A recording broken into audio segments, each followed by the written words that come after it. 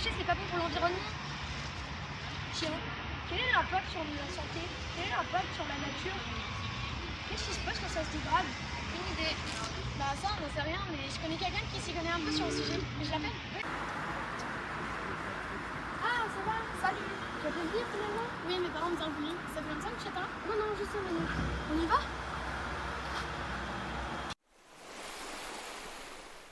On se promenait sur les quais de Rouen quand nous nous sommes rendus compte qu'il y avait énormément de déchets plastiques sur la Seine. En effet, vous avez raison. Le nombre de déchets plastiques dans les océans est estimé entre 75 et 199 millions de tonnes, soit 85% des déchets marins. Mais que deviennent ces déchets plastiques? Les déchets plastiques se transforment en microplastiques. Est-ce que vous savez ce que c'est? Non. Ce sont des déchets plastiques dont la taille a été réduite par le courant, le frottement avec les rochers ou le sable, par les ultraviolets du soleil, la puissance des vagues. Leur taille est inférieure à 5 mm. Le nombre de microplastiques dans les océans est estimé à 24 400 millions en 2021. Je crois que j'ai une photo. Ah, la voilà. Ah oui, ça ressemble à des microbilles. Et ainsi de suite, car les microplastiques se transforment en nanoplastiques, c'est-à-dire des déchets encore plus petits. Ils peuvent aussi provenir de déchets industriels ou de produits cosmétiques. Par exemple, quand on lave ses vêtements faits en fibres synthétiques, nous produisons sans le vouloir des nanoplastiques et des microplastiques. C'est le même principe avec les savons. Mais du coup, il y en a partout. Ça fait peur quand même. Surtout qu'on ne les voit pas. En effet, on les retrouve un peu partout dans l'environnement, dans les habitations, les cours d'eau, les océans, les terres et même dans l'eau. Mais j'ai une autre question.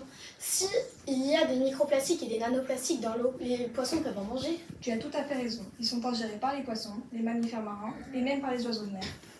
C'est une menace directe pour tous les organismes marins et cela affecte aussi tout l'écosystème. Regardez, j'ai un schéma qui résume bien la situation. Si le plastique est ingéré par les zooplanctons, qui lui-même est mangé par les autres prédateurs, petits comme gros, alors toute la chaîne alimentaire est touchée. Lorsque nous mangeons du poisson, nous mangeons indirectement les plastiques qu'ils ont consommés.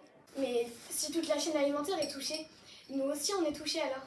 Parce que quand on mange un poisson, on va manger ce qu'il a mangé, parce que lui il a mangé des microplastiques.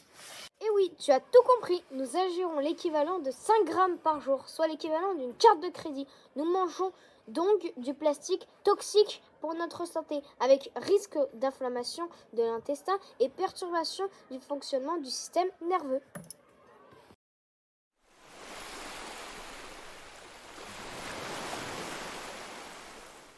Pour éviter ça, il faut agir, trouvons des solutions.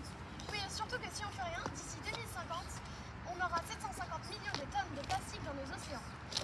Supprimez les plastiques jetables. Privilégions les plastiques réutilisables. T'as raison, agissons pour la planète. Adieu les plastiques, agissons maintenant, soyons dynamiques.